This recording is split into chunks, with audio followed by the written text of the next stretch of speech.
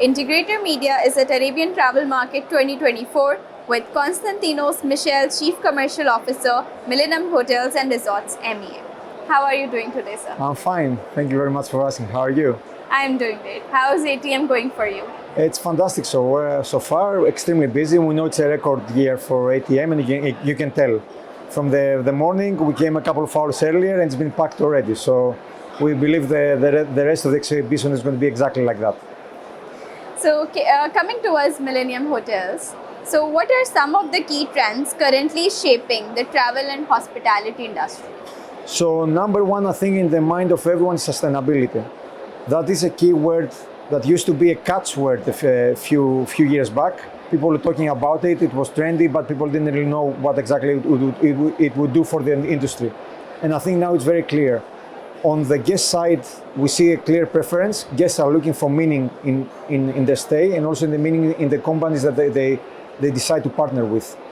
And on the side of the developer or the investor, it's very, very important because it creates cost efficiencies and it creates really a sustainable development.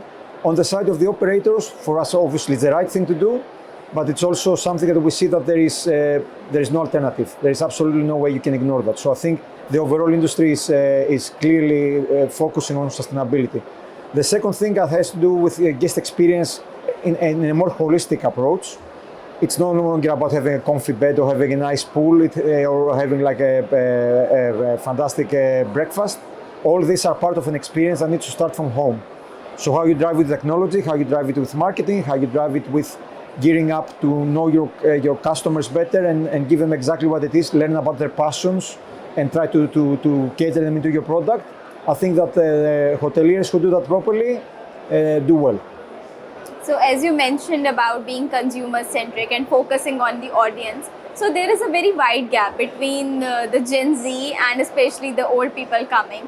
Like first one group wants attention, they want closure with the people. The other group, they just want to be left alone. So how do you make sure that you combine both of them and give them what they need? That's a very, very good question. I mean, it's not that you can always keep everyone happy, right?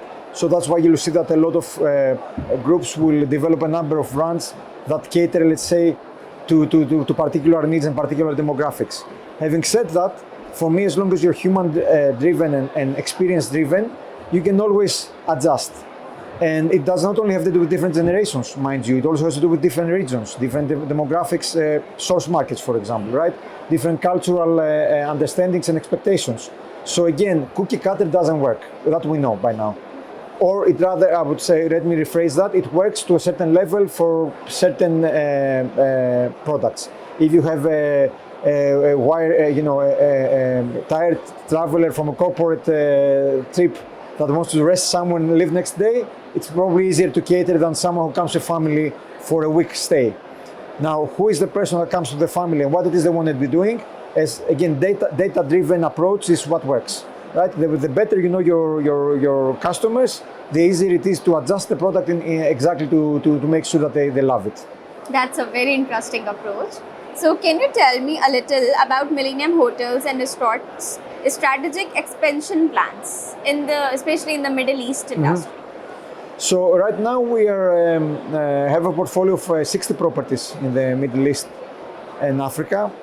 Africa for us also is a very, very important component just because it is part of our regional remit. Our plan is to double that over the next 5 years. It's an ambitious plan, but we think it's a very feasible and doable plan. Looking at the pipeline right now, already we have more or less a dozen properties that are coming up over the next few months. And by 2030, as I said, we need to be doubling that. Now, there are certain markets that are going to be driving this expansion plan.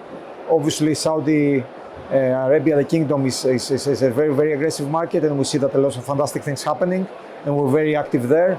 We're actually reinstituting our Saudi head office, and we just recently announced that we hired a CEO for the country with a very, very strong CV coming from a very, very prestigious organization. The same for us applies, of course, in the UAE. That is, let's say, our motherland in terms of where the regional office started operations. we're also very, very aggressive when it comes to Africa. Egypt is one of the strong markets. We're looking at certain opportunities in sub-Saharan Africa. We're looking at the Indian Ocean, and we'll be able to announce a couple of developments in Salah very, very soon. And also Turkey is one of the markets that we're looking to expand. So how do you decide on these new locations? Well, it's a number of moving parts that we're putting in the equation. As I said again, we don't go for cookie cutter approach, right? For us, it's not just a numbers game. It's very, very important that we also keep our DNA in place. Our DNA is that of us being agile and personal enough. Yes, we are growing, we're expanding quite a bit. We do bring the international firepower and expertise and distribution network of Millennium International. Having said that, for us, we are a regional player. We want to be perceived as a regional player on purpose. So when we go back to your question, when we look into the opportunities and we evaluate the various opportunities, for us it's very, very important that the opportunity is right, fits one of our brands, that the owner, the investor, or the partner is someone who sees eyes to eye to us, have the same understanding and vision, that we can actually service it successfully in the way that we want to service it. We will not go and sign a property just for the sake of adding up numbers.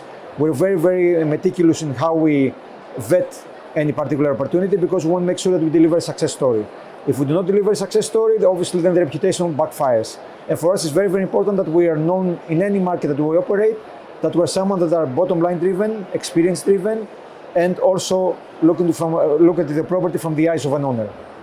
So coming towards the properties, so Millennium Place Doha and Baltimore Villas Dubai, they are the very attractive and main locations that you have. So can you share like what makes these locations distinct in your portfolio? So Baltimore Villas for me is a fantastic opportunity to showcase what we can do as an organization, exactly because we took a very prestigious brand, Baltimore. It's a brand that has 101 years of history.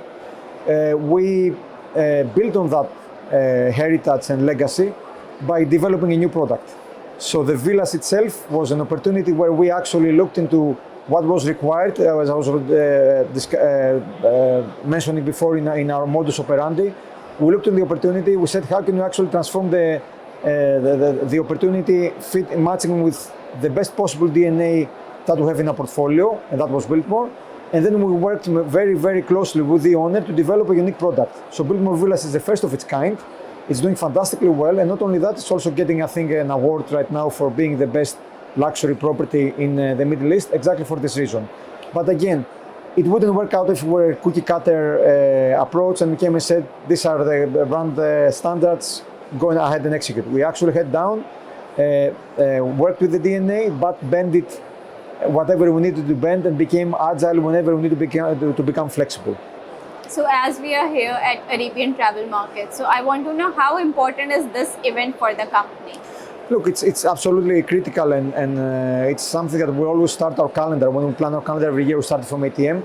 I think that this year it's even more so, not just because it's a record-breaking year, but I think because between WTM in London and ITB in Berlin not being necessarily the events they could have been for a number of different reasons, Dubai once more showcased that you can really bet on it as a destination to deliver top of the top, uneventful, yes, yet very ROI-driven events. So for us, it's absolutely critical. I think we invest quite a bit on the stand. We invest on the marketing around it. Our teams work very, very diligently weeks in advance to make sure that we get the time to see all our partners. Obviously, it's not easy because we have to run around, but this is very, very exciting. I mean, the day flashes like that, and we don't even know what went there. But I think talking also to our partners, it's the same for them. They feel exactly the same.